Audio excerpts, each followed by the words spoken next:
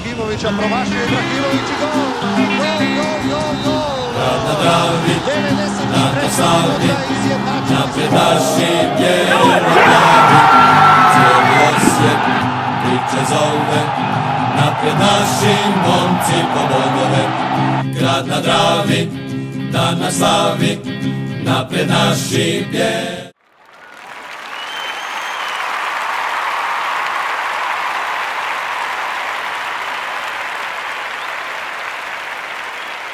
Pozdrav svima, evo nas u Bijelo-plavom podcastu broj 45. Evo, Davor i Frnja su tu. Jubilarni 45. Jubilarni 45. I mi smo se jubilarni koji već put poravnali na vrhu sa Dinamom, što je divno. Tako, vi ste u jubilarnim, u crnoj majici, ti u zlatnoj, a ja u crno-zlatnoj. On je u crnoj, ja... pa dobro si rekao, da. Kombinacija. Da. Dobro Ništa, si zajednio. ajmo mi odmah na utakmicu. Pobjedili smo dosta, onako, ne bi rekao lagano, ali rutinski. Bili smo bolji cijelu utakmicu. Rezultatski dosta neuvjerljivo s obzirom na prikaz. Pa da, s obzirom na prvo poluvreme. Pa dobro, tako, da, istina. Može, ajde komentirajte.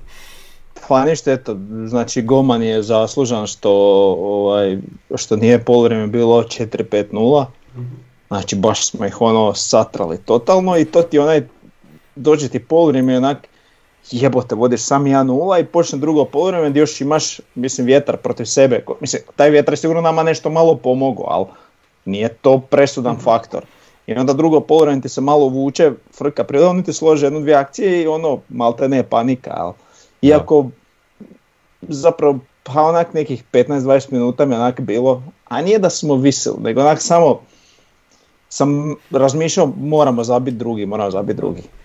I onda čak to i prošlo, rekao pa i nema šanse da mi ovdje dobijemo gol i onda još Erceg zavukao golčinu i to je to. Mislim da nam jako paše ova formacija. Da. Zato što od nekih igrača puno više izvlačimo. Tako je, da. Ja sam uvijek bio protivnik 3-5-2, ali to je, onda bi ispao onak tvrdoglav što mrzim kad je trener tvrdoglav i neće se prilagoditi nečemu. Tako da s vremenom sam i ja, ajmo reći, evoluirao i nemam ništa protiv. Nemam ništa protiv formacija koja je učinkovita, znači mislim da puno više izvlačimo od Bočkaja, mislim da nam tu strašno puno znači Čeberko, a ako se ne varam on je 1.5 godina na posudbi, jel? Tako je. Da.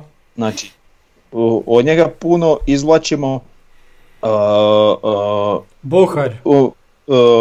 Dobro, sad Bohar za ovu utakmicu, ali ja već par puta sam spomenuo da se meni jako sviđa kako on igra tog shadow strikera i on je zapravo, ajmo reći, to igra tog nekog iza. Čovjek odličnu utakmicu odigrao i baš mu leži ta uloga, znaš. Isto što se moglo primijetiti u istoj postavi i kod Lasla.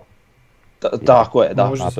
I plus i utiliziraš oba dva napadača jer ti je šteta da ti bilo koji od njih sjedi na klupi. Da. Znači jedan maksimum plus taj Silva je nešto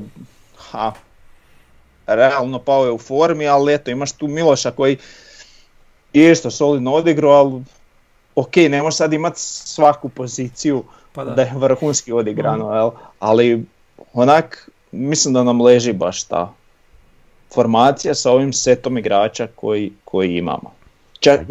Čak i te zamjene, znači zna da smo strahovali, nemamo kao uopće zamjenu za Mireza, sad je došao Santini, pa sad imamo dva napadača koji igraju njih oba dva, onda nemaš za njih zamjene, ali drugačije je kad jednog mijenjaš za jednog, nek kad jednog mijenjaš a imaš dvojicu, jel uvijek ti jedan može ostati, znaš, sad mislim da su i Erceg i sam Bohar kad ode u špicu sasvim super zamjene kad recimo se umori, za sad se Santini više umara, ali ako nam ostane i sljedeće sezone to će možda biti malo drugačije, ali kužiš šta hoće reći. Da mi nismo imali prilike recimo vidjeti ni Đurća u ovoj formaciji, a vjerujem da bi mogao pokriti poziciju napadača u ovoj formaciji. Pa vjerojatno, da. Mislim, sad imaš tu, kužiš gurneš Bohara naprijed, Lasla staviš tu iza, znači imaš maltene za svaki nivo jačine protivnika možeš dozirati kako ćeš postavu staviti. Znači baš ono... Znaš šta, kod ove postave još bi ja volio vidjeti, još nismo imali baš prilike vidjeti tu postavu protiv jačih protivnika. Pa da. Znači mi smo igrali to protiv Šibenika odlično, protiv Lokomotive. Protiv Lokomotive, tako je, ali evo sad se bliži još malo i utakmica s Dinamom i utakmica s Rijekom i to bi volio stvarno vidjeti. Jer recimo ona utakmica što smo izgubili 1-0 na Maksimiru, da smo tada da je Čeberko bio malo duže tu, tada smo realno mogli postaviti takvu postavu. Mislim da bi puno bolje prošli tu utakmicu, ako ne bi čak i pobijedili tada. Tako da volio bi, kažem, vidjeti protiv tih jačih protivnika, mislim da će to izgledati jednako dobro kao i protiv ovih slabih. Jeli? A ono što je dobro što sad taj jači protivnik neće znati kako ćemo izaći. Da. A i to isto, ne znamo ni mi sami, a ne oni. A sad ne znamo više ni mi. Mi ne znamo, ali Bjelica zna jako dobro kako će izaći. To je bitno, to je bitno. To je bitno, da. Da. Niko drugi ni ne treba, znaš. Tako je, da. Nek zna on i to je to. Što se tiče same utakmice, pa ja ne znam, prvo poluvreme je po meni, ako ne, ali u vrhu, znači možda najjače napadački gledano poluvreme koje smo mi odigrali ove sezone. Bio sam to napisao u onoj grupi što imamo na Whatsappu, pa je Mlađo rekao kako eto možda u rangu se onog drugog poluvremena protiv Varaždina, s tim da smo tamo možda više realizirali u odnosu na manji broj šansi nego što smo ovdje imali. Ovdje smo imali hrpetinu šansi, ovaj dečko je poskidao čudo toga. Stvarno čudo toga, svakamu čaša je sve obranio. I Santiniju onu jednu i Mijerezu jednu ili dvije, čak i Mijerez imao onako dosta ozbiljne šanse koje mu ovaj skinio. Ali to su baš prave šanse, ono maltene ziceri koje je on poskidao. Tako da nema šta reći, stvarno svaka čast. Ovo Davor je rekao da smo u drugom poluvremenu imali malo panike, ali na kraju to sve ispalo dosta dobro. Pa ne to čak nazvao panikom, sad je onak malo smo pali. A vidim, znaš šta, ja ti to gledam onako po svom osjećaju. Ja sam malo paničario, bilo je dosta utakmica ove sezone kad stvarno onak nisam imao osjećaj da će nam protivnik uopće zabiti. I stvarno je bilo tako, nisu ni primirisali golu, a ovdje nekak sam ipak malo više strahovao. Ne znam, to je moj osobni osjećaj, možda sam i ja onako malo u tome griješio, ali imao sam taj neki osjećaj male panike. Ma dobro, razmazili smo se mi, to strašno. Kužiš, sad ne smijemo primiti gol, nismo 20 utakmica čiste mreže, koliko? Ja mislim da je 19. Eto, ali dobro, pa to nije normalno, kužiš, da. Sjetimo se za kog mi navijamo. Da. Ma nema tu priča, dobro vidite kako rastu rezultati, tako i naše ambicije i sve isto tako raste. Ne, ambicije su uvijek visoke, ali očekivanja... Pa to, znaš, ali mislim da ne bi nas neko krivo shvatio, naravno. Da. Ali opet moramo imati malo... Jedino ako nas neko gleda prvi put, onda nas može krivo shvatiti. Da, ja sam htio reći još, znači kod formacije, Vuković i Žaper jako dobro, posebno prvo poluvrijeme, njih dvojica jedan kraj drugog odlično funkcioniraju. Znači tu ako dođe i Jugović na neko mjesto isto mogu igrati, ali ovo Vuković i Žaper odlično. Čeberko, Škorić, Guti isto sve ok, čekamo da se Lončar vrati. Da, Škorić opet Mile nema posla kraj ove dvojice. To je ono što ja govorim. A kad igramo 3-5-2, ne da Ivušić nema posla, nego Mile nema posla. Mile može prst u cijelo prvo poluvrijeme. Znaš, ne vidiš, što je super isto.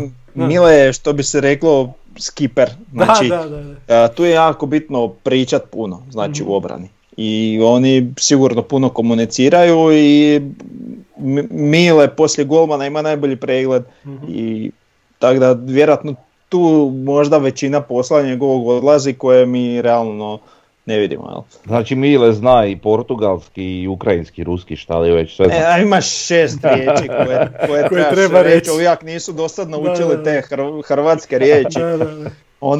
leđa bliže, lijevo, desno, naprijed, nazad i to, da. Preuzmi ti, ovog ću ja i to je to. Znaš. Skidaj ga i takve stvari, da.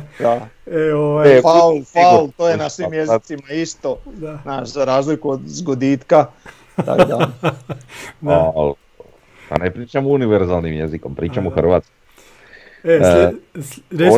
Htio sam samo još se dotaknuti, brzo si mi preskočio na tu obrambenu liniju. Može.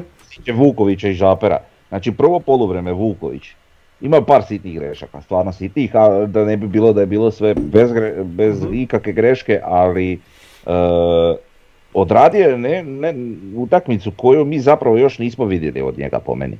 Znači on je dosta sudjelovao u prijašnjim utakmicama u defanzivi, odrađivao je onaj svoj posao vrlo korektno, je li svoj posao tog nekakvog defanzivnog veznog, ajmo reći, ali sada je on meni više ličio na ono što igraju recimo Jugović ili Brlek u onih par utakmica dok je igrao, je li. Puno više je sudjelovao u kreaciji sami, mislim ne znam da li ste to zamijetili, ali puno više nego inače sudjelovao u kreaciji igre i dosta mu je to polazilo za rukom, to jest nogom. Slao je dosta tih nekakvih dugih dijagonalnih lopti, da li na jednu, da li na drugu stranu, u nekoliko navrata ispalo jako, jako lijepo, jako dobro, tako da moram Vukovića pohvaliti. Ja čak mislim, što se tiče te neke ofanzivne strane igre, mislim da ga ja još nisam ni približno vidio na takvoj razini kao protiv Istre. Sad ne znam da li ste vi to isto primijetili. Pa da, isto tako. Ja mislim da je Vuković igrač koji puno još može dati ovoj ekipi, može još na puno višljem nivou igrat. Sad smo vidjeli da može, sad dolaze derbi gdje ćemo ga baš vidjeti. Znaš šta, još djelovao mi je fizički spremnije nego do sad. Djelovao mi je rastrčanije nekako puno, je on trkački dobar i sve, međutim sad u ovoj utakmici je djelovao onako, ne znam kako bi to nazvao, da li svježije ili baš je izgledao odlično. Ne mogu ja sad tražiti razloge niti ih ikako otkriti, ali stvarno je tako bilo, jeli. Tako da eto, i to je za nekakvu pohvalu, znači opet imaš čovjeka koji, a i mi smo možda krivo gledali, znaš, Vukovića onako više u tom defanzivnom smjeru, pa nismo previše mu davali kredita kao opciju za nekakvu kreaciju napada i šta ja znam. A vidi se da on to može, nije to baš sad da on nije u stanju, što smo očekivali, mislim možda ranije. A vidi, ono što sam recimo dosta primijetio mi se čini, ako se sjećate podcasta s Karlom Reinholdsom, znači kad bi u brojkama govorili nivo spremnosti, mislim da smo na 9, a uskoro na 9,5. I da bi taj 9,5 tendencija da zadržimo do kraja sezone bar do 9, jel? To isto pogotovo ovisi. Sad mi se čini da tih 9,5 ide baš sad kad imaš set 3, a uvjetno rečeno najteža utakmica. Za pretpostavku je da su oni radili na tempiranju forme. Sad to nije nešto što mi možemo sa sigurnošću tvrditi, ali ja vjerujem da ovaj stručni stožer zaista vodi računa i o takvim stvarima i da su rađe tempirali formu za ovaj bitni dio, no za sami recimo početak drugog dijela prvenstva. Tako da mislim dobro, vidit ćemo, to još predstoji pred nama, ali pretpostavka mi nekada jesu radili tako. Vidit ćemo. Da, mislim je pretpostavka, ali znakovi na terenu se čine da je, čini se da je tako. Samo volio bi s tak nekim zaključkom doći tek nakon tih utakmica, znaš, da ne bi bilo da... Da, pa mi smo pričali čak o nekoj mini krizi, nakon ono što smo od Gorice izgubili bodove, igrali par utakmica dosta teško. Ja mislim da je ta mini kriza iza nas, to smo sad vidjeli i to je jako dobro. Iza nas, mi smo izjednačeni sa Dinamom. To je jedna super stvar. Da. Evo čak sad ispada taj neki rasplet, ili ćemo to malo kasnije možda obraditi. Da, kasnije ćemo još misliš o HNL-u? Da. Može, to ćemo još doći. Još imamo ovu utakmicu, znači napadački moment.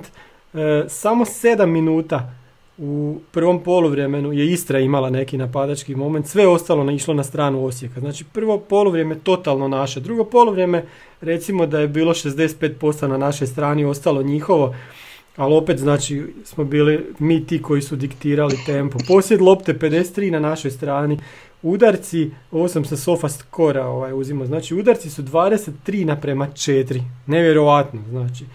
Udarci u okvir 10-2, baš ono, jako dobro.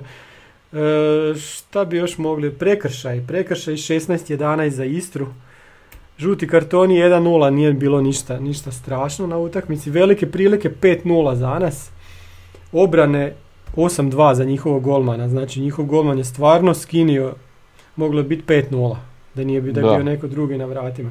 Dodavanja 380-350 za nas, točno dodavanja su nam na 73%, pazite ovo duge lopte su nam na 51%, 37 dugih lopti dano u utakmici, centar šutevi 33%, 618. Driblinzi 56%, posjeda izgubljenih 146, dobro, nije više bitno, ljudi će vidjeti na ekranu ostale stvari. Dobro, od toga vrijedi istaknuti da smo mi u svakom od tih pozitivnih pokazatelja bili bolji. Oni su bili bolji jedino ovim nekakvim negativnim, a to su, ne znam, zaleđe, prekršaj i žuti karton, jeli? Tako da... Primljeni golovi. Golovi, da. Najbitniji. Da. Ali opet, znaš, to zna biti, ovako kad gledaš, sad često recimo da pogledaš te statistike iz utakmice, a da ne vidiš rezultat, često bi se i prevario. Ko je zaista pobjednik, jeli? Ali evo, u ovoj utakmici, hvala Bogu, nije bilo tako, jeli? Pa da, i onda dođemo do ocjena. Ocjene sam ja stavio na SofaScore ocjene. Frnja, hoćeš ti preuzeti? Znači, kakve su bile? Pa opet pročitat ćemo, znači samo ove naše, eventualno usporediti sa SofaScoreom i Glasom. Može, da. Ništa, imamo Ivušića na 7. Imamo, neću ni čitati ove koji nisu ocijenjeni, recimo Silva je ušao kasnije, nije ocijenjen, imamo Škorića na 7. Od sve trojice, imamo Žapera na 7,5, imamo Gutija na 7, Jugović isto je neocijenjen, pošto je igrao 10 minuta, i isto neocijenjen, ušao pred kraj.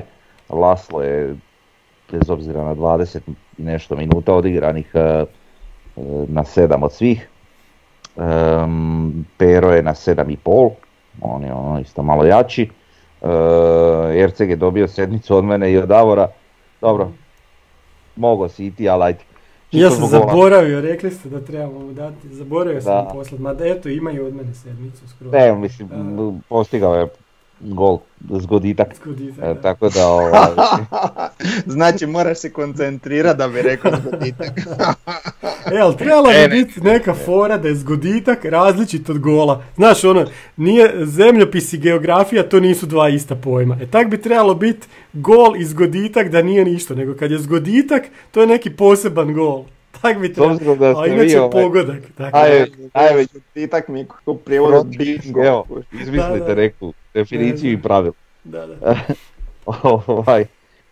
Idemo dalje do Mjereza, od svih nas je dobio 8. Bohar je na 7,67 dobio. Komu je dao 7? Ja i to, ti si mu dao 8. Aha, mi smo mu dao 7. Ok, dobro. 7,5. Da. Pa vidi, kod igre je dobro, ali nije mi baš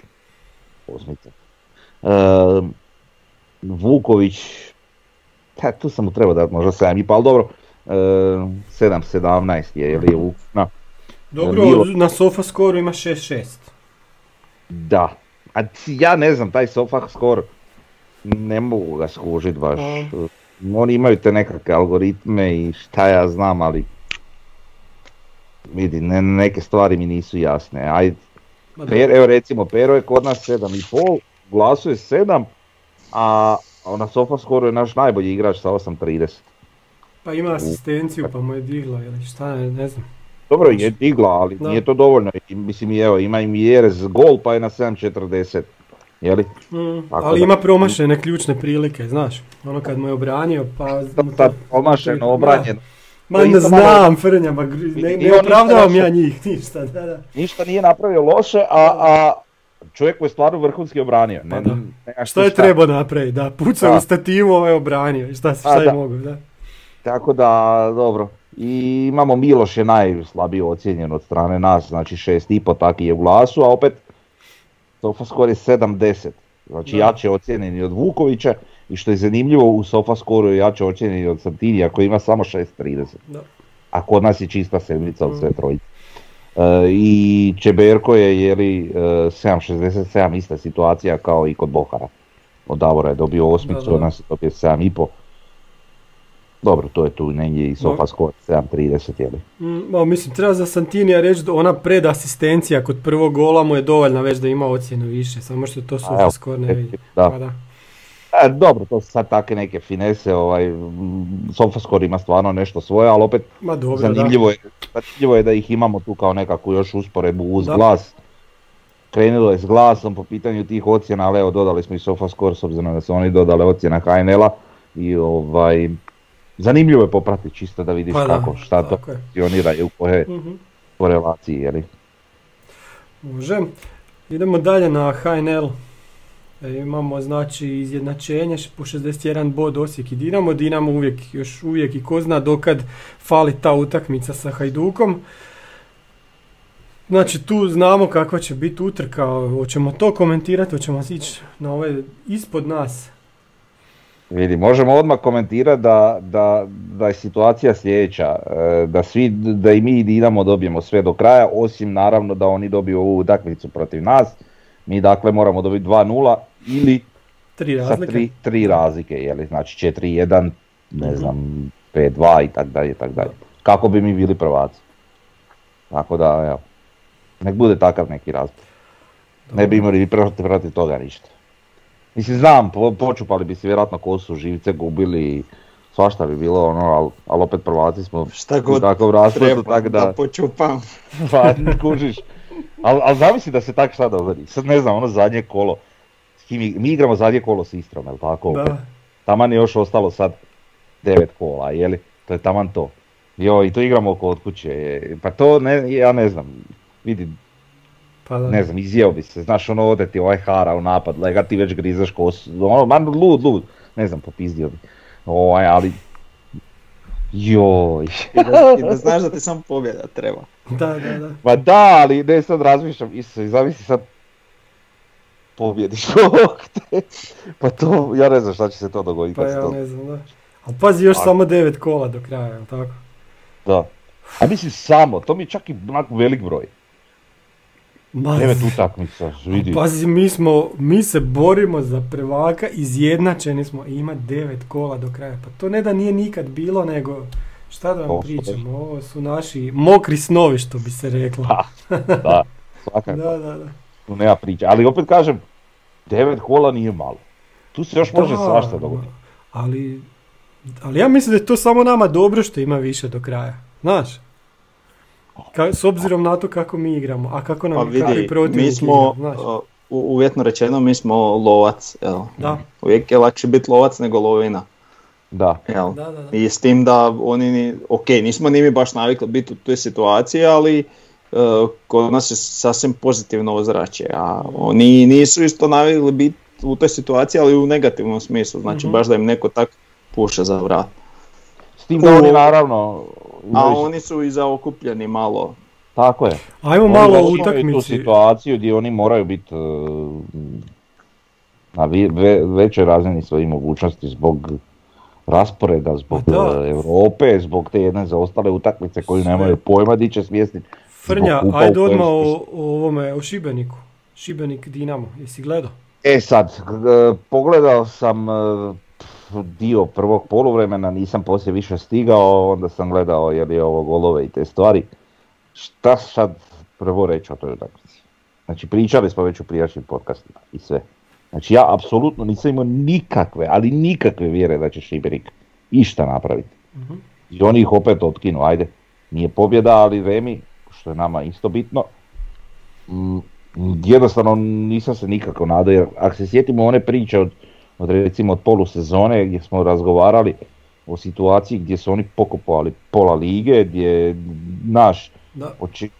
kontaš kako su oni sa svim tim klubovima na kraju u nekakvom talu, pa između ostalih je bio i taj Šibenik zbog Bulata. Na kraju je to ispada da nije tako, što me stvarno iznenadilo. Znači što se tiče same utakmice, te njihove, naravno kažem nisam je gledao u cijelosti pa ne mogu baš sve komentirati, ali A konta mi ti igrači nisu više baš u stanju apsolutno sve to podnijeti, izdržati. Oni isto, pogotovo s obzirom na nekakav profil glavnine tih igrača koji su onako igraju bitne utakmice, ne igraju sve utakmice. Mm-hmm. I onda vjerojatno ovo su u glavama bili malo opušteniji, a eto, nisu trebali biti. Iako recimo imali su situaciju kad su dobili Tottenham, već su odmah nakon, pazi, to je veliki uspjeh za Dinamo, odmah su nakon utakmice po davanju izjava već igrači pričali kako slijedi Gorica i kako je to vrlo bitna utakmica. Pa me onda sad još jedna stvar, opet kad se vratimo na utakmicu protiv Šibenika, iznenađuje. Znaš, imali su taj stav onda, a ovdje se vidimo malo, mislim kažem, ne mogu suditi apsolutno jer nisam pogledao cijelu utakmicu, ali... Možda su i oni tako mislili kako smo mi mislili. Da. Ne znam, ali u svakom slučaju zanimljivo je da pomalo po meni, evo, neočekivano da se to dogodilo, ali dobro. Pa ja sam... Za 3 mjeseca ih više nema. To kaže, da. Ako što osvojimo mi naslov, čekaj. To su one tlapne, pa ne, kako to nazvati iz Međugorja. Komentar ne znam ja kako bi to nazvao. Ma da. Uglavnom, gdje je rekao, da, samo jedan neriješeni ishod i Dinama za 3 mjeseca više nema. Aha, ti si se baš referirao na doslovno onako kako je on to... Na doslovno, da. Ja, dobro, to je bilo malo pretjerano. Ali dobro. Da, ja sam gledao utakmicu cijelu i totalno je zaslužen rezultat. 1-1, Šibenik je imao dosta šansi, nisu ih iskoristili i onda Majer iz Slobodnjaka im pogodio u kut. I misliš to je to, sad ovi su riješili i onda nakon toga Bulat od superova izvede Slobodnjak i oni se vrate i nakon toga Dinamo opet ništa ne složi do kraja. Sve u redu, znači bilo bi divno kad bi u HNL-u pola ili više klubova bilo kupljeno od nekih stranaca kao što je sad Šibenik kupljen, pa da dođe tako neki strani trener, da oni dovedu neke strane igrače koji nemaju respekta, ne znaju ni ko su ovi klubovi, ni ko su ovi igrači protiv kojih oni igraju i odigraju takvu utakmicu, pa to bi bilo baš divno. Vidi, ti ne možeš reći da Šibenik nije doveo jedno jako trenersko ime. Da, po prezimenu. Pa vidi, jako ime je, a sad ali je jako trenersko. Vidit ćemo, pazi kak je krenuo čovjek. Ali možda je to dovoljno jako ime, da li je sam ime dovoljno da bude jako trenersko ime. Pa, čuj. Ne znam, ali dobro je lijepo, stvarno, potrefilo vam se to, ajmo mi dalje da nam se još koji je šta potrefi. Ajmo dalje, aj reci Frnja, ja te stalno ti nešto prekidam danas. Ma nije, nego htio sam reći još, puno se dotičemo sa Dinama, ali jednostavno moramo, jer tako je, da. Konkurenti su nam, moramo gledati šta se događa u njihovom taboru i mislim da to nije ništa čudno, ni loše, ni ne znam, sramotno. Imaju oni nekolicinu igrača koji su u nekakvim problemima, znači Petković je ozlijeđen, Guardiol je ozlijeđen, može reći ko šta god hoće, taj dečko je stvarno talentiran i predstavlja vrlo važnu kariku u Dinamovoj obrani. Imaju još par izraubanih igrača, Adem je stalno nikakav, a zapravo igra odlično. Da. Ti nikad ne znaš je li on ozlijeđen, nije ozlijeđen, šta mu je, jel glumi, jel ovo je ono, a na kraju opet odigra stvarno odlično. I sad opet su došli do situacije, priča se o nekakvoj ozljedi Gavranovića. Znači njihova jedina prava dva napadača su obojica pod upitnikom. Znači oni tu već dolaze do nekakvih problema, jeli? Sad opet kažem, imaju oni tu još nekakvih alternativnih rješenja, ali to nije to. I sad još jedna stvar, kad već pričamo o Dinamo, ne znam jeste čitali intervju Zekića. Što je izašao na danas, da. Da, gdje on priča o šansama za naslov, jeli? I ipak, bez obzira što on, jeli, kao navija za Osijek, kao iz nekakvog neutralnog kuta gledano, on ipak daje prednost Osijeku. Na temelju Osijeku, da. Dobro. Na temelju svih tih nekih, pa nisi čitao, ne? Ne, nisam stigao ništa pogledati. A prije par sati je izašlo, da. Da, na temelju nekakvih, svih tih nekakvih parametara Dinamo Europe, tih nekakvih istrošenih igrača, Osijekovog kadra i tako dalje. Ono valja pročitati, nije sad neki dugački tekst, ništa, ali zanimljivo je to gledanje. Zekić je lijepo primijetio isto 3-5-2 da nam je donijelo jednu novi element u našoj igri, stvarno. To je stvarno ne obogatilo, nego onak diglo je onako cijelu tu našu igru. A i mogućnost da možeš na dva načina se suprotstaviti protivniku. Dobro, htio sam još znači ovih troje iza nas. Tu isto sad postaje zanimljivo jer su se Rijeka i Hajduk dosta približili Gorici. Ako Gorici bude gorilo pod petama, oni mogu još izgubiti, pazi, oni još mogu izgubiti Europu. Nije to još ništa riješeno. A znači, ono što hoću reći je da ta tri tima će morati igrati na 100% svih ovih 9 utakmica do kraja. Znamo što tu mislim. Samo što mislim da ako ćemo suditi po zadnjoj utakmici Gorice, od njih ništa. Ako ćemo suditi po svim tim posudbama Rijeke, od njih ništa i opet ostajemo na priči da se možemo nadati Hajduku, po meni. Ali opet mogu pogriješiti kao u slučaju Šibenika. Pa da. Sad. Ali evo, pogledajte zadnju utakmicu kakve Gorice, mislim pričali smo o tome, kakve Gorice igrala protiv Dinama, to je bilo smiješno. Sad tu reći. Sve stoji i sad možda od toliko tih brojanja, njihovih bodova, možda baš potkinu ona dva bitna. Da, možda ćemo ih slaviti još na kraju. I onda ćemo ih slaviti. Pa da. Ja znam jednu osobu koja ih sigurno neće slaviti. Pa makar i takav raspred bio. Da. Marin ih neće slaviti, nema šanse, on je najveći brzini Gorice. On će se prvi napiti onda. Da. Pa dobro, to što će se napiti. Pa brzo se to sve zaboraviti. Ali će sve do reći da ih mrzi. Da.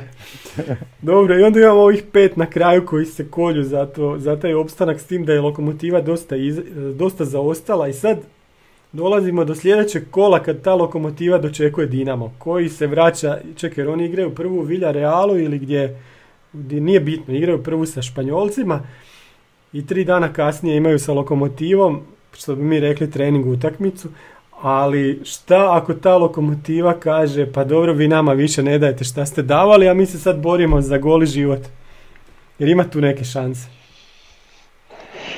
Ovo je sad baš ekstremni, lega. Ovo je ono... Sad si toliko varijable stavio ovu jednadžbu da... A dobro, pa sve je moguće, ajde. Vidi, po meni je to ovak će ti odgovoriti, lopta je okrugla. Tako je, najbolje moguće, da, može. Mi idemo u Koprivnicu, njihov trener je preživio, zato što su zabili gol, pred kraj utakmice, visili su u Varaždinu, gubili su 1-0 i onda su... Iako su cijelo drugo poluvrijeme oni imali totalno na svojoj strani i napadali, bili puno bolji od Varaždina i zasluženo su izjednačili. To ga je vjerojatno spasilo da je Stipić i dalje trener Slavena, znači opet nećemo, igrat ćemo sa starim trenerom, nećemo opet doći. Ne možeš vjerovati. Nemoj dva put reći. Da. Ima još. Misliš? Ja sad imam nešto što bi rekao za Slaven Belupo. Ajde. I za utakmicu našu protiv njih, međutim ne usudim se to reći. Da se bojim da bi urekao. Nemoj onda Stipić će te čuti i onda ne valja. Ma reću, ako bude da sam ja urekao, linčujte me, šta da kažem. Znači mi njih trebamo ubiti, oni su katastrofalni. Oni su možda najgori Belupo, ne znam koliko godina. To je istina, da. Katastrofa igraju, katastrofa. Meni to smiješno, znači imaju par blistajih trenutaka, ali u globalu kad ti gledaš njihove utakmice, to je po meni užasa. Mi trebali razbucati na proste faktore, što se kaže. Tako da evo, a sad ako ureknem, jebi ga, urekao sam. Zato sam se to bojao reći. Viš kak i mi rastemo s očekivanja i ambicije. Pa mislim, ajde sad budimo realni, šta je Belupo. Godinu i pol kad smo razmišljali da ćemo razbucat Belupo na onoj livadi. Da. Mi nikad nismo razmišljali o razbucanju Belupa, nikad, niti smo bili, gdje smo jednom tih 4-0 dobili, jel? Ali... Kad smo mislili da će doći Panucci. Da. Crespo i ne znam koju. Ja mislim da mi još s Belupom imamo negativnu statistiku, ukupno. Pa zamisli ti to, pa to je tako strašno. Dobro. Ja se sjećam nekih glupih utakmica s njima iz prošlosti, ne znam, da. 5-2 na gradskom vrtu za njih i takve gluposti. Dođe onaj Musa, onaj što igra u Hajduku, onaj čelavi, onaj defanzivni vezni, centralni vezni, pa nam zabije golčinu s 40 metara neko bog. Pa kako bog, uvijek sam se sjećao. A šta je ono bilo kad smo igrali s njima polufinale kupa, kad smo osvojili kup 99. I sad dobijemo mi njih ovdje 1-0, mislim da je bio penal, da je Bakir Beširević nešto na kraju zabio, 1-0 mi njih dobijemo. I odemo tamo i tamo 0-0 cijela utakmica, iako su ovi svašta pokušavali, a njima je bio trener Luka Bonačić. I bilo je na toj utakmici da se Luka Bonačić, ja mislim, potukao sa Mitovom. Se tog sjećate? Ne. Joj, morat ću to naći, ima negdje izvještaj od toga. To je bilo nešto strašno, da. Uglavnom, preokrenuli smo u korist našu protiv Belupa, sad vodimo 27-26 sa 19 nerješeno. To čovječe, bolji smo od Kako si došao do tog omjera sad tak brzo? Imam stranicu koja nudi te statistike. HR nogomet, jel tako? Aha, tamo. To je, da. Aj, dobro, bravo, super. Dobro. Ajmo mi lijepa vijest. Dalje sa statistikom, znači ono što Osijek drži tako visoko je činjenica da mi od kad je Bjelica došao imamo 100% učinak sa zadnjih 5 timova. Dok Dinamo ima 11-3-1. E sad, sa top 5 timova imamo 5-3-4 što treba znači odbiti ono što je igrao Kule, znači imamo 5-2-3. Da, ne 5-2-2. Kako 2? Pa 2 poraza. Ne, poraz je... Da, sorry, onda je 5-3-2. 5-3-2. Ne, 5-2-2. Nije 5-2-2 jer je u bottom 5 je Slaven Belupa. Slaven je u bottom 5, da. 5-3-2 imamo, da. Dinamo ima 8-1-2. Uglavnom, Dinamo je uspio kiksat s tim zadnjima, znači s kime najviše sa Šibenikom. Oni su izgubili 4 boda od njih. Da. A u ovih top 5 je najveća razlika je u tekmama s Goricom. Tako je. Znači, Gorica je ključ. Da. A s naše strane gledano. Ne znam, kako god. Njima ništa, a nama svašta. Pa i s njihove strane gledano. Da. Oni navijaju da Gorica nama marne bodove, a njima ne marne. Oni navijaju da nama marne, a za sebe znaju da im neće marne. Aj mi recite Gorica, ja sam gledao Gorica Rijeka do 2-0. Rijeka je bila 100 puta bolja od njih. Dogodilo se u drugom poluvremenu da im je ušao Lovrić i da su oni došli sa 4-0 na 4-3, jer njima toliko Lovrić znači. Pa ja mislim da ne. Splet okolnosti više, malo momentuma i to je to u ovoj utakmici. Tak se i meni čini, da. Ali Lovrić je čudan nekako tip igrača i ja ne znam, ja njega ne bi, mislim ne bi ja imao ništa protiv da je on recimo u Osijeku, ali nije sad da bi recimo patio za njim. Takav nekakav stav o njemu kao igraču imam, previše je ne znam, na terenu egocentričan, jeli, ne znam kako to razgleda. Da, to sam ti reći, mislim da se psihološki ne uklapa u naš profil. Da, tako da šta ja znam, okej. Ali meni je nevjerojatno kužiš obrane tek što kiksaju protiv njega, a priča je Davor već 100 puta o tome. Da. Znači frajer uvijek isto foru ima i sve isto i uvijek obrambeni igrač popuši, to mi nije jasno nikako. Znači uvijek znaš da će se izvući na desnu, da će pucat desnu, znaš, tak. Ne kontam to, ali dobro. Već ćemo to zvat Lovrić golom, evo sad je Erceg dao Lovrić gol. iako sam, otprilike. Da. Ali iako sam evo baš danas čitao kako navodno je Lovrić, njega prati Celtic već jako dugo i ozbiljno su zagrijani da ga uzme. Sve dobro. Nemam pojma. Da. Ajmo mi dalje na statistike. Imamo, znači, Daniel Drmić sa odjela za matematiku, mislim da sam točno rekao da je s odjela za matematiku, nam je se javio i napravio fantastične prikaze, grafikone u Excelu, znači gledajući naše ocjene, SofaScore, Glas, sve ukupno je stavio. Pa prvo što imamo je ekipa po utakmicama. gdje možemo vidjeti kako idu ocjene vezano uz utakmice. I isto tako prije nego što pročitaš, ja sam bi se zahvalio Frnji i njegovom korištenju Worda i zato što je izazvao moju konstantno prigovaranje za Excel i nadam se da je to doprlo do cijenjenog gospodina koji je napravio fenomenalne tablice u Excelu i pokazao Frnji koliko je Excel moćan alat i hvala eto na to. Frnja, nemaš komentara. Znači ja sam prešao na Excel, nemoj zajebavati. Jesi, slažem. Tvojski ovaki neuk lega što se tiče Excela i sličnih stvari, ja se potrudio i naučio i napravio čisto solidne te tablice. I onda čovjek pošalje ovo. I onda vidiš da si ti napravio. Ja sam napravio ok, ali ovo što je on napravio, ja sam levat, mislim svaka čast. Ja sam sad unosio ove ocjene od Istre, jer nam je poslao prije utakmice s Istrom i ja sam unosio ocjene od Istre, to je, malo sam se više pozabavio s tom njegovom tablicom, to je po meni čudo neviđeno. Ja ne znam šta tu reći, to je stvarno perfekcionizam na maksimum. Super. I ne znam koliko je morao vremena u to uložiti, ali morao je sigurno dosta. Tako da svaka mu čast. Rekao da je to preraslo u pravi projekt. Da. Stvarno zaista mu se zahvaljujem jer ovo je perfektno, mislim pokazat ćeš ti u samom podcastu. Da, već je ispod vas su grafikoni. Imamo grafikon prosječnu ocjenu igrača koji je ovako dosta zanimljiv, gdje imamo zeleno, znači SofaScore, oni su dosta uvijek višljih ocjena od nas. I onda imamo prosjek od nas trojice i ocjenu u svakom pojedinačno. I sad, što nam je Daniel rekao, dao komentar, kaže Davor sasvim slučajno daje u prosjeku malo manje ocjene, pa jeste ovo. Ja ne vjerujem. To je vjerovat ću.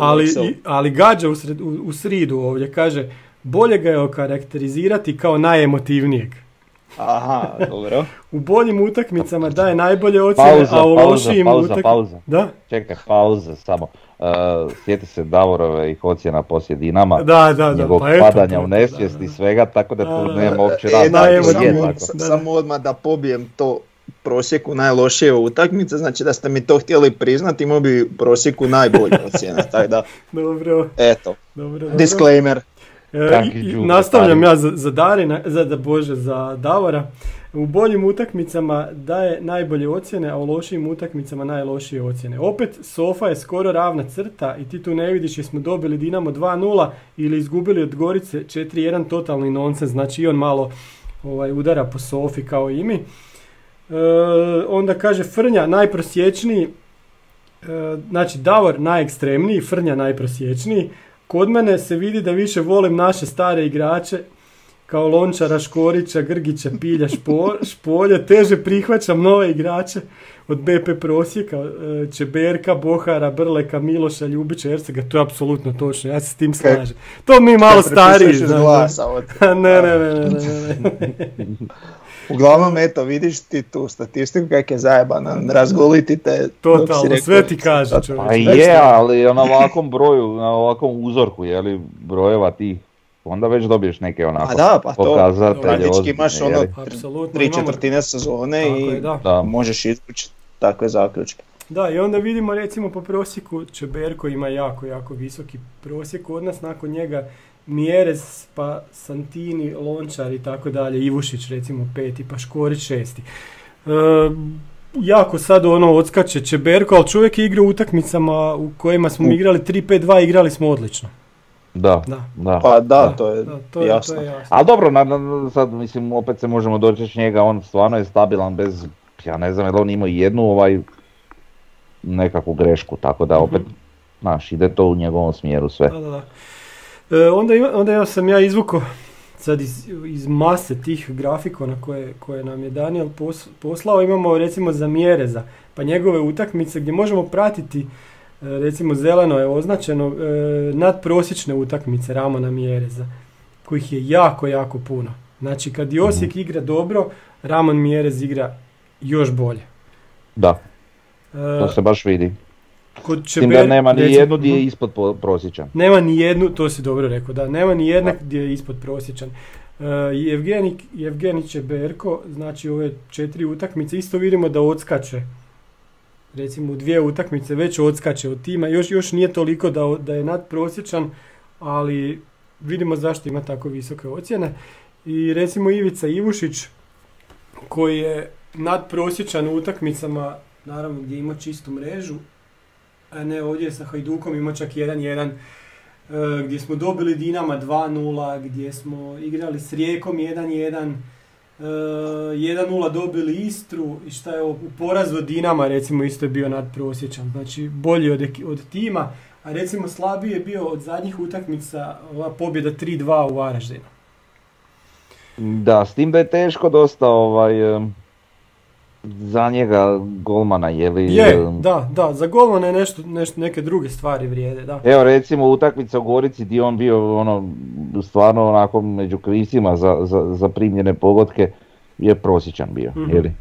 Tako da, Čekaj, prosječan u odnosu na cijelu ekipu. Na cijelu ekipu. Da, možda da što cijela ekipa bila katastrofa, pa zato je bio. A dobro, da, ali znaš, nezgodno je, pošto je golman malo, to dosta je nezgodnije to išta. I mi često, bilo onih situacija, čak ako se ne varam, jednu utakmicu ga recimo Glas Slavonije nije ni ocijenio, uopće. Jer nije čovjek imao ništa posla. Da. Dobro, sljedeći grafikon, u stvari tablica nam govori o tome koliko puta su neki igrači bili nadprosječni, koliko su puta bili prosječni, koliko su puta bili ispod prosjeka. I sad po tome, kad se napravi rang lista igrača, jako se lijepo dobiva, znači ko bi bio recimo naš najbolji igrač. Ramon Mjerez, 15 puta prosječan, 11 čak puta je iznad prosječan. Nijednom nije bio ispod prosječan, što je Frnja već rekao. Drugi je Laslo. Laslo je 6 puta bio iznad prosjeka, 11 puta u prosjeku, 2 puta ispod prosjeka. I sad treći, recimo, zanimljivo je Lončar. 5 puta iznad prosjeka, 11 puta prosječan i 0 puta ispod prosječan. Sad da idem dalje, reću samo poredak: Ivušić, Silva, Jugović, Škorić, Žaper, Bočkaj, Majstorović, Jurčević, Bohar, Pilj, pa onda dalje. Znači isto je nešto što jako puno govori, znači o samim igračima. Jako je jedna lijepa rang lista.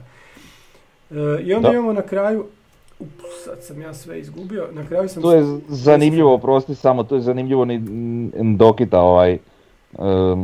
spomenuti kao nekoga koji je možda i najlošiji, i on i Pilj su recimo tu. Ndokit ima 10 utakmica, od toga je 1 nadprosječna, 3 prosječne i 6 ispod prosječnih. Da. Tako da imamo i takvih nekih primjera. Iako s tim nekako, možda bi se složio, ima onako, ne znam, dobro, o tom se može razglavati. Da. Dobro, sljedeće nam je, znači, kakve ocjene daje Sofa, kakve mi dajemo, kakve Glas daje, onda se to lijepo rasporedi, gdje vidimo recimo kod Glasa da su njima ocjene između 6 i 7 najčešće. Samo u 9% slučajeva su dali 5,5, samo u 5% slučajeva 7,5, dok mi dajemo puno šire, od 5 do 8,5 idu naše ocjene. Kod Sofe su puno... Da ste mi priznali, one što bi do 9. Evo ga. Kod Sofe je to još pomaknuto više na stranu, znači od 6,5 do 7,5 su njihove ocjene, znači za pola boda su još u pravilu veće ocjene, da. Što se isto jako lijepo, znači sve dobiju na temelju ovog uzorka, eto. Tako je. Znači, eto, to je to, zahvaljujemo još jednom Danijelu, mi koristimo njegovu tablicu i nastavljamo dalje po njegovim grafikonima, to ćemo i dalje koristiti, ovo je nešto odlično. Svaka čast, stvarno. Svaka čast, da. Još jednom puno znači i puno se to vidi kad netko zna šta radi. Eto, i sad imamo još jednog čovjeka koji zna šta radi, to je Tomislav Globan iz Zagreba sa ekonomskog, fakulteta, mislim da predaje sport i ekonomika, kolegi, nisam sad totalno siguran, pratim ga na Twitteru, pa onda on na Twitteru objavljuje recimo stanje hrvatskih koeficijenata, koliko nam treba da dođemo do 15. mjesta, jako daje zgodne komentare i isto ima neke matematičke modele iza svega toga. E sad, On je napravio nešto što se zove Monte Carlo simulacija, ja sam zato čuo isto danas kad sam to prvi put pročitao i sad ono što on kaže kao komentar, ušli smo u zadnju četvrtinu prvenstva HNL-a, što znači da je vrijeme za Monte Carlo simulacije. Kao rijetko kada ove sezone imamo neizvjestan odgovor na sva 3 ključna pitanja. Tko će biti prvak, tko će u Europu, tko će ispasti. Izračuni, to je sad ono što je najvažnije, izračuni su rađeni na bazi 10.000 simulacija i ishoda svih preostalih utakmica prve HNL, a vjerojatnosti za pobjedu, porazi i remi se baziraju na razlikama u elo bodovima klubova na dan svake utakmice. Znači to onda ide kumulativno kad se nešto odigra i tako dalje. E sad, prije nego što iskomentiramo to, ono što je bitno kod elo bodova je da je Dinamo skočio jako visoko s elo bodovima. Oni su 41. klub u Europi trenutno po elo ratingu zbog Europe. Njima je pobjeda nad Tottenhamom donijela skoro 40 euro bodova, a imaju ih 1700 i nešto, 1720. Znači samo pobjeda nad Tottenhamom ih je toliko gurnila. Osijek je na povijesnom najvišem nivou elo ratinga sa 1584 boda. I sad, ako ćemo se mi uspoređivati sa Dinamom, onda bi i mi trebali igrati u Europu. Znači, ili bi sa njima to trebalo makniti, ali to tak ne funkcionira u elo ratingu. Uglavnom, to je jedan hendikep Osijeka sad ako se to uspoređuje. I onda dođemo do toga da je ta simulacija napravila da ko će biti prvak 9 kola prije kraja, Dinamo 83,3%, Osijek samo 16,7%. To je na temelju te ogromne razlike, znači skoro 140 bodova razlike u elo ratingu, što je razlika recimo kao između Osijeka i više razlika nego između Osijeka i Hajduka trenutno. Eto. Da. A znamo koliko Hajduk ima manje bodova od Osijeka, recimo na tablici. A dobro, ali recimo da se izbrišu na neki način ti elo bodovi što su dobili u Europi, vjerojatno bi to bilo negdje na 60-40 već. To bi bilo realnije, da. Da. Tako bi nešto bilo. Ja mislim da bi Dinamo izgubio jedno 100 bodova da mu se makne iz Europe. To bi bila onda razlika ne 140 nego recimo 60 bodova ili 40, tako nešto. Da. Ali tak šta bi se dalo iščitati recimo iz tablice. Znači oni izjednačeni smo, oni imaju tu nekakvu utakmicu manje, to bi taman bilo tu negdje. Ali dobro. Da, tih 60-40 što kažeš, da. Da. Ovo je sad već stvarno prevelika razlika u odnosu na stvarno neko stanje. Ali u svakom slučaju zanimljiva je stvar, netko da se bavi s tim na toj razini, stvarno odlično. Da, jer ovo je totalno matematika, znaš, nije nepristrano i to je jako, jako lijepo. Što se tiče borbe za Europu, kaže Gorica je i dalje u odličnoj poziciji, njihov osnovni cilj je zapravo biti ispred Hajduka. Ako završi ispred Hajduka, onda im je skoro svejedno jesu li na kraju 3. ili 4. budući da im u tom slučaju bez Europe mogu ostati samo ako kup osvoji Istra. Da. I onda kaže Gorica da će biti 3. 77%, Rijeka 12%, Hajduk 8%. Gorica da će biti 5. 17%, Rijeka 43%, Hajduk 39%. Znači trenutačno... 4. Znači trenutačno kako stoje na tablici, tako i simulacija kaže da će na kraju biti. Otprilike, da. I ono što imamo na kraju, borba za opstanak, kaže Lokomotiva je sada glavni kandidat za ispadanje, 90% je šanse da će se Putnik u HNL-u tražiti u trolistu Lokomotiva, Varaždin i Istra.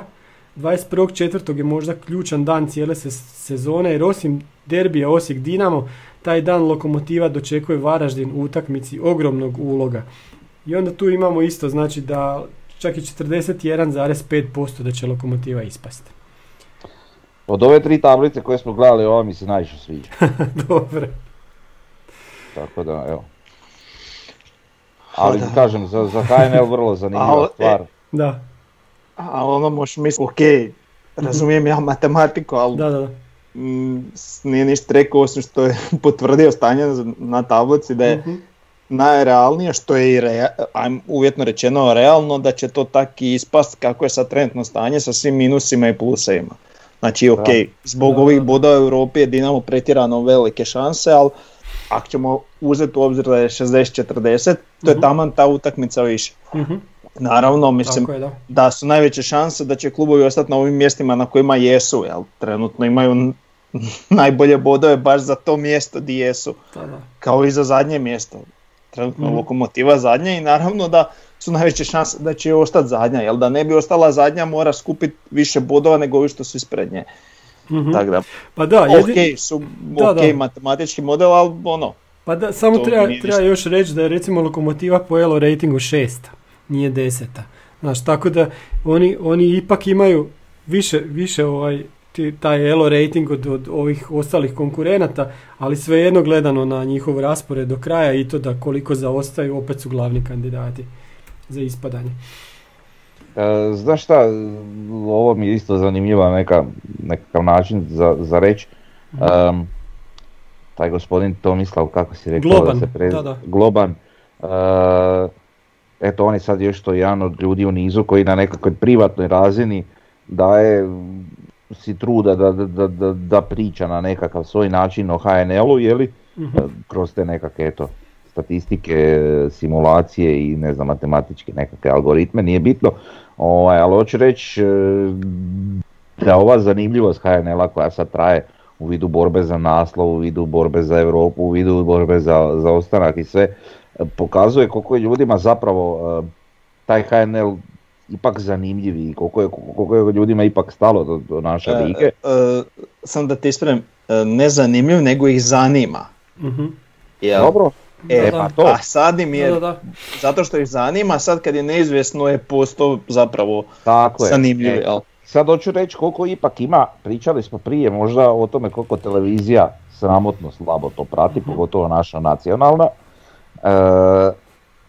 I onda imamo situaciju gdje, pa čak i ova koja ima pravo na utakmice to radi ofrlje. I onda imamo situaciju gdje eto taj gospodin Tomislav, gdje recimo mi, gdje je Marin i Mladen,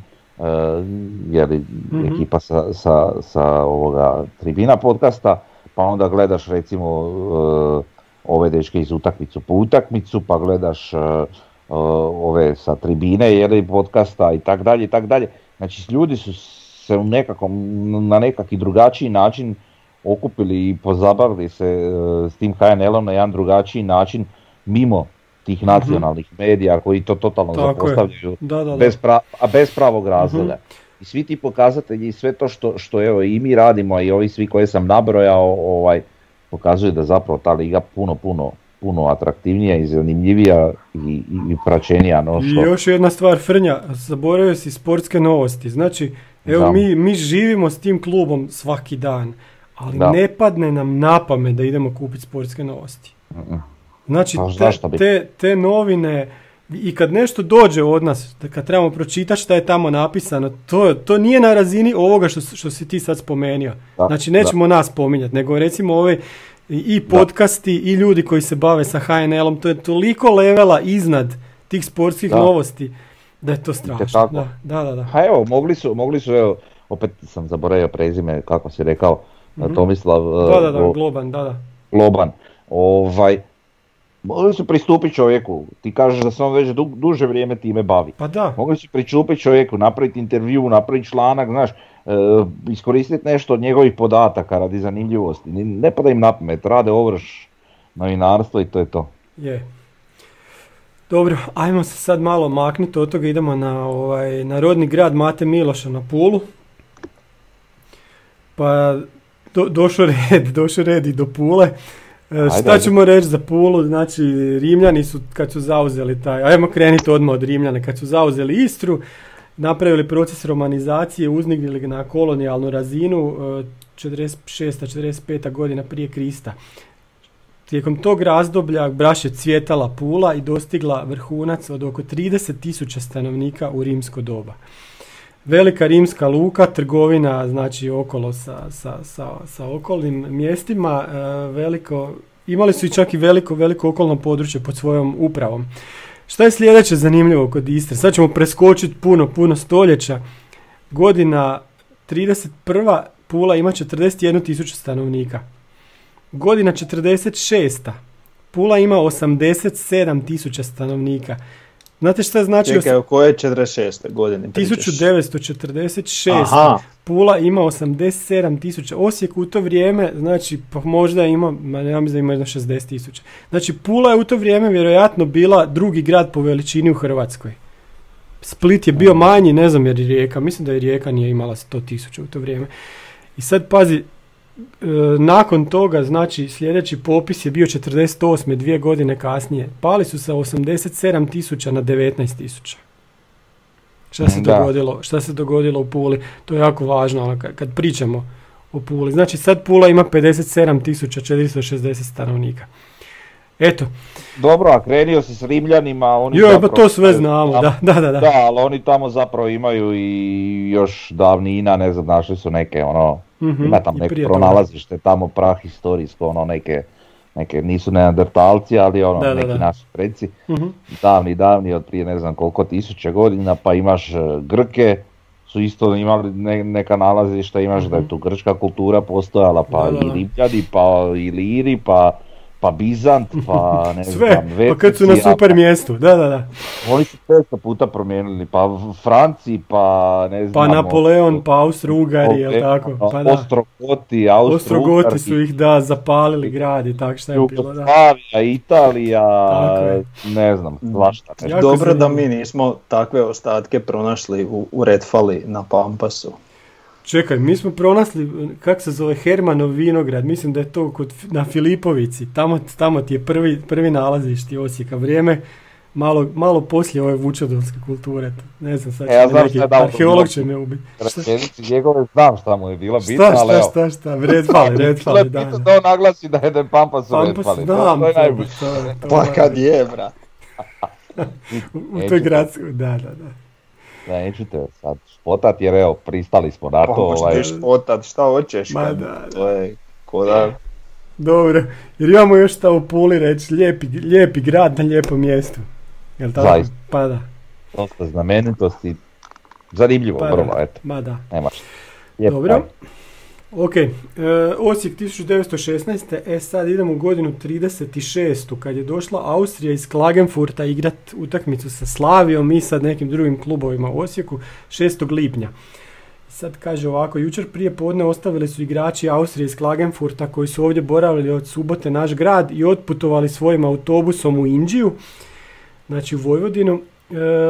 Rastali su se vrlo teško od našeg grada gdje su proveli ugodne časove. Najugodnije su se osjećali na drugi dan Duhova kada su bili zajedno s igračima Slavije pozvani na pustaru gospodina Šepera na Čepinskoj cesti. Pa Frnja, to tamo kod tebe negdje ti radiš. A ne znam gdje je to bila pustara. Dobro. Ne bi je znao smjestiti. Da. Vjerojatno ono uz prugu ili nešto, ne znam. Nije danas bila neka priča da neki šeper treba prodati neko zemljište kad se radio Avenue Mall? Jer to neš bilo. A šta je šeper ti ima hrpu, to ti je i rupa i ovo tu kod metroa zemljišta. To nije vezano s ovim gospodinom Šeperom iz 36. Puno zemljišta, to ti je, pa je, možda. To je nasljedstvo. Da. Eto, vidiš što znači. Dobro. Znači, pozvani su na slavlje na pustaru na Čepinskoj cesti gdje je domaćin priredio športašima veselicu pod vedrim nebom. Osim prasaca pečenih na ražnju i obilja piva, bilo je svirke i drugog veselja koje je trajalo do kasno u noć. Tom zgodom postavili su neko i domaći i austrijski igrači rekord u konzumiranju piva. Boravak igrača Austrije u Osijeku bio je vezan i uz manju nezgodnu. Krivac je te nezgode golman koji se u srijedu kasno vraćao iz grada u hotel, stanovali su u centralu i da ne bi vođa puta primijetio kako se kasno povratio kući, on se odlučio na jedan riskantan podvig. Da ne bi morao otvoriti vrata sobe u kojoj je spavao i vođa puta, golman je odlučio da direktno kroz prozor uđe u sobu. U tu svrhu morao je prijeći preko staklenog krova koji pokriva dvorišni dio hotela. Da li je igrač znao da je to stakleni krov ili nije, ne zna se. Činjenica je da je odjednom propao kroz staklo i tom se zgodom razrezao na nozi. Da se nije rukama uhvatio za željezni dio toga krova, mogao je razrezati i cijelo tijelo. Sutradan igrao je dotični golman ukočeno, a da publika nije znala zašto čini takve drvene i čudne kretnje. Vrlo zanimljivo i zanimljivo odabir riječi, on se povratio u hotel. Da. A to je 36, a neki drugi hrvatski u to vrijeme. Da. A bilo je tu još sad tih zanimljivih stvari što je rečeno, ali dobro. Puno toga, da. Vrlo fora. Ali to bi Davor mogao onako nam više približiti jer je on igrao u takvim nekim kasnije klubovima koji su igrali na takvoj nekoj razini gdje se igra, pojede i popije, jeli. Pa da, to je bilo normalno. Takozvana prva Texas liga Slavonije i Baranje. Pa i to je to. Gdje te sudac uvijek pokrade kad si gost i to je to poslije, popiješ pivo i dobro. Da. Pa da, a tako su možda bliže nešto tome su onda igrali no što mi sad recimo gledamo prvu ligu, jeli. To je više bilo na nekom zabavnom načinu nego što je... Da. Što je onako, amaterizam jedan, zanimljivi. Mislim da je to ostalo samo u ragbiju, da nakon utakmice svi idu zajedno na večeru, znaš, bez obzira što su oni profesionalci. Mislim da u tom sportu još jedino to tako. Zašto sam se sad sjetio, zanimljivo je za prokomentirati, nismo uopće to imali nešto ko nekakvu temu spremljeno.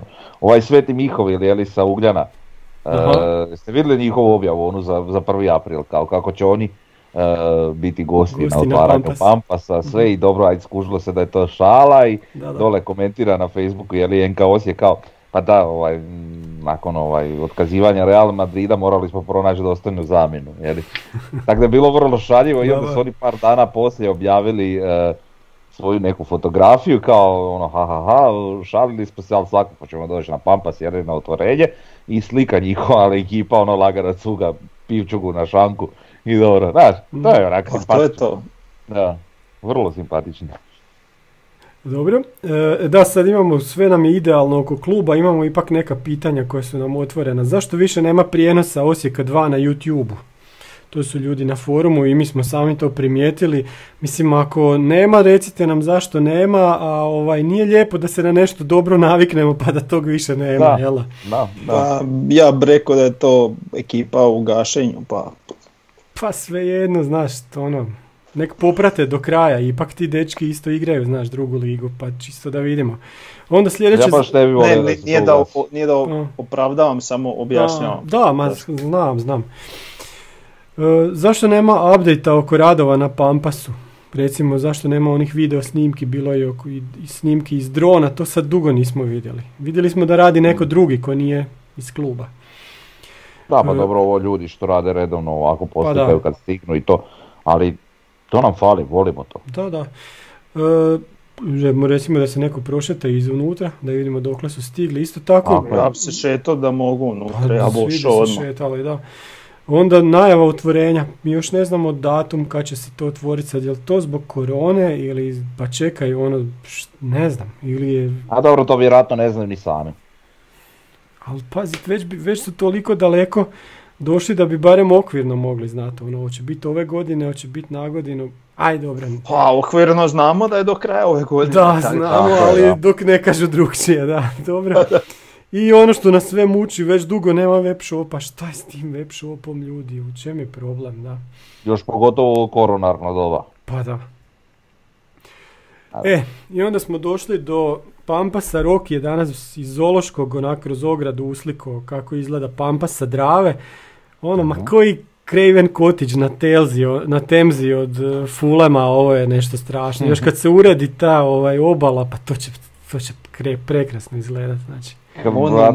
Monumentalno, totalno. Da, zašto se ne zove Monumental, a ne Pampas? Nije često. Dao sam prijedlog na Facebooku. Da, samo Pampas zarez Redfalla, da, vidjeli smo. Šta je tu krivo? Pampas zarez Osijek, valjda, ne Redfalla, šta, kakav Redfall? Može Pampas zarez Redfalla Osijek. A ne. Da. Dobro. Gradski vrt zarez Novi Grad zarez Osijek, jel tako? Je to kad niko rekao? Nikad. A ne, ali vidi, Gradski vrt je u Novom Gradu, ali ali ovo što Davor priča, to bi bilo kod da ja sad kažem da je Gradski vrt nad Sjenjakom. A nije. Kužiš? Aha, to misliš. Da. Dobro. Ajde, Davore, nam reci nam šta si, kad si trčao vidio si okolo, kako to napreduje na Pampasu, šta ima novo? Pa sad ganjam vrijeme pa ne bacim puno pogleda. Ajde, reci nam zašto ganjaš vrijeme, da, nismo to spomenuli. Pa da, u subotu je trka Ferijevi, znači polumaraton i 5 km štafeta, znači ima 4 discipline i svečano objavljam da naš trojica pokrivamo 3 discipline, jedino ne pokrivamo štafetu. Da. Znači Tomo će trčati 5 km, ja ću trčati 21 km, a Ivan će trčat najpopularniju disciplinu, a to je di se ne trči. Dodat ću vodu. Tako da je trkačima. Da, možeš nam onaj Heineken od 0% alkohola na kraju, to bude. Pa to uvijek bude, na svim tim maratonima. Vi što ne trčite i što trčite 5, nemojte popiti svoje pivo dok mi dođemo. Dobro, ti neš pivo popiti, to znam. Da. Ima šta ću ja popiti. Da. Uglavnom ima dosta radova koje ne vidiš, znači da izolacija na krovu, ovi stupići na ćošku, sve nešto se onak radi, ali ništa onak posebno vidljivo, tako da zato sad to može izgleda sporo, ali zapravo nije uopće sporo, ima ljudi, radi se. A nije dovoljno ti da sad pogledaš evo današnju fotografiju neku iz krupnih plana gdje se više stvari vidi, da pogledaš fotografiju od prije recimo mjesec i po dana, bubam. Vidit ćeš drastične razlike, jeli? A djeluje ti kao sporo. Da. Tako, eto. Pa da, sad se rade stvari koje u stvari ne vidimo, znači najviše ispod zapadne tribine. Tako je. Ok, iz tiska imamo jučerašnje, znači gostovanje ovoga osuđenog gospodina iz Međugorja u podcast inkubatoru. Ja to nisam gledao, ali zašto oni uopće to rade? Frnja, ti si gledao barem koju minutu, de reci nam nešto, kak je to izgledalo? Jesam malo, bilo je neke rasprave, koliko sam shvatio na našem forumu, rekao idem vidjeti o čem se radi. Ja sam otišao na YouTube, vidio sam jedan video koji je već bio postan, uploadan, znači završeni video otprilike 2,5 sata i još jedan koji je u live. Znači na kraju kad se to sve zbroji, ne znam, to je trajalo 6 sati. A ništa, monolozi, nisam ja to naravno cijelo vrijeme ni gledao, niti sam sve slušao, nešto sitno, ali daju mu puno prostora. Da, vidi, daju mu puno prostora nezasluženo. A dobro, znaš šta, to gledano iz perspektive tog podcasta njima je bitno da imaju gledatelja, jer to je vjerojatno možda i najgledaniji podcast ikada. Pa ja sam danas vidio 165.000 ovaj prvi imamo gledanost. Pa da, to im je jer šta je puno više, da. Na kraju krajeva i ovo što sam ja čuo, on ima tu zanimljivih priča. I vjerujem ja njemu jedan dio toga, ali mu ne vjerujem sve, jer sam siguran apsolutno da neke stvari i laže. Ali opet svašta nešto se zanimljivo može čut. Sad ja sam uletio baš u nekakav dio tog live dijela gdje on pričao o nekakvim transferima, ne znam, Citanovića i o transferima Boška Balabana i tako, kako su ga isto izigrali i take neke priče, ali ajde, mislim, šta ja znam. I navodno, to sam ja jednom segmentu čuo, što sam ja gledao, ali čuo sam iz više izvora ljudi što su gledali da je ne znam koliko puta spomenuo kako je on pomogao NK Osijeku. A mi smo već to sami isto sve znamo kako su nam pomogli, da, to pomoglo, ali dobro. Tako da, malo mi se riga od toga, nije to moje štivo i nemam živaca za to gledat. Nemam energije, tako da prepuštam to onome. Ok, to sve smo ispričali, onda idemo u Koprivnicu na za vikend i očekujemo pobjedu i to je to. Ajde, ja sam nadam da nisam urekao. Ma nisi ti urekao, ma bez prike šta. Ako imaš take moći, onda... A ne znam, koristit ćemo te onda za drugo, pitat ćemo te za neke druge klubove, onda svaki puta stvrnje. Da. Dobro. Ništa, pozdrav svima. Vidimo se ljudi. Zdravo živjeli.